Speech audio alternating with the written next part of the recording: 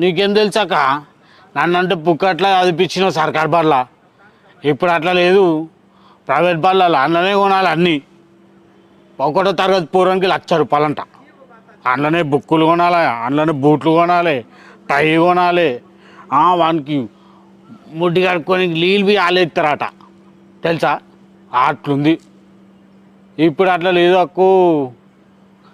అమ్మో, అవ్వయ్య అయితే రక్తం అమ్ముకోవాలి, కిడ్నీలు అమ్ముకోవాలి, ఇడ్లీలు అమ్ముకోవాలి. అలా గోస కాదు.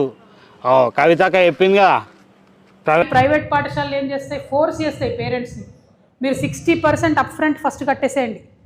అంటే ఒక పేద మధ్యతరగతి ఉద్యోగికి భార్యాభర్త ఇద్దరు చేస్తే కూడా కుటుంబం వెళ్ళడం ఇబ్బందిగా ఉన్నటువంటి ఒక చిన్న కుటుంబంలో 60% ఫీజు అంటే ₹60,000 ఒకటేసారి కట్టాలి స్కూల్ కంటే నిజంగా దేవుడు కనబడే పరిస్థితి ఉన్నది ఇవాళ తెలంగాణ రాష్ట్రం.